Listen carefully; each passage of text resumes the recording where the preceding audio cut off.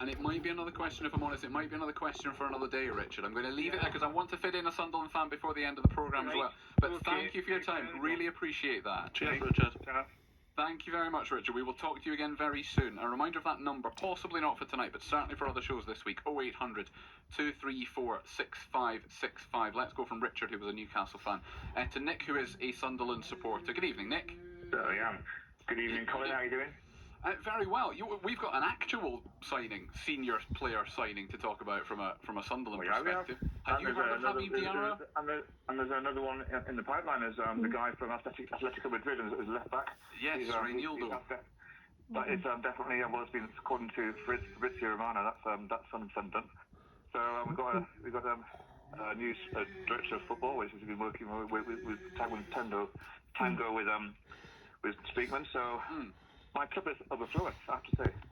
And Mike was talking earlier about having faith now in the way that the club is being run. And does that mean that the club can sign players you've probably not heard of, we've probably not heard of? No, I think what we're doing is we're going down the French route, and I think what we've done, we've kept our powder dry during the League One and Championship seasons. We haven't been spending a lot of money, but now we're sort of pretty much all the money we've got from Joe we spent on Diarra, and so PSR wise we're pretty sitting healthy and we're looking quite good, so we can sort of go on and do some business and hopefully sign some decent players and make a good fist of the Premiership.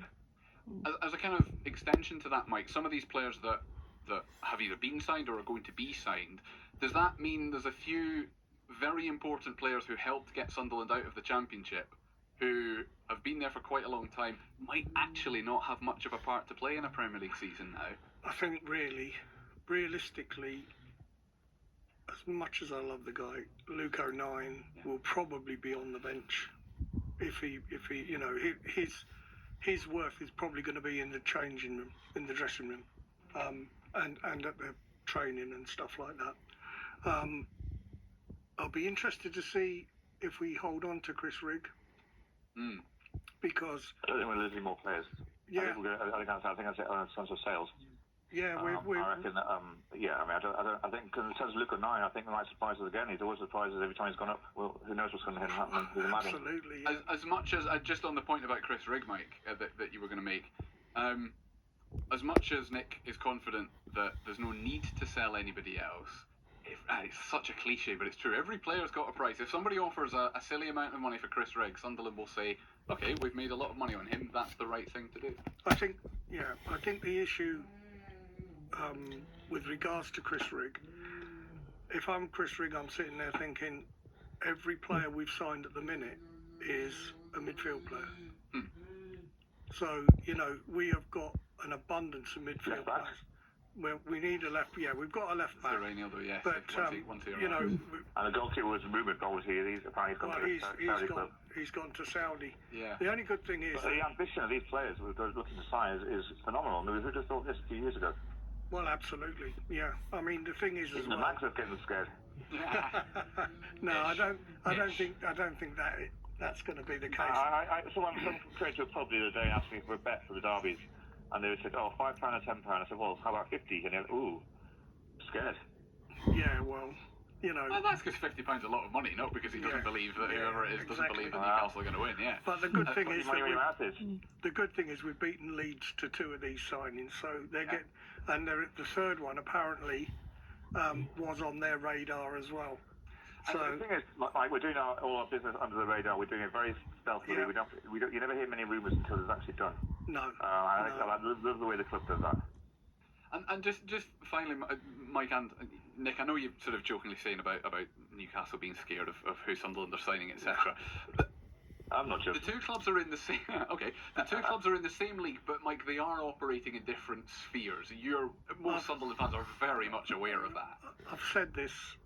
Right, I've got lots of friends who were Newcastle fans, as well as the Sunderland fans. Unfortunately, at the moment, we are poles apart. That doesn't mean to say that on any given day when we're on the pitch and we play the way that we can play, that we can't give him a good game. Look at the way that Brentford has risen. Look at the way Nottingham Forest have risen from the Championship. Brighton's another one. Sorry. You know, so I think it's been run very well, and I think it's been run. It's been a proper plan yeah. since they took over, and I think you can see that the progress they've made already has been phenomenal. So I just think you've got to trust the process. And I've got to be honest, I think one of the best signings that we made in the last 2 years is the manager. Oh yeah, unquestionably. Without a doubt.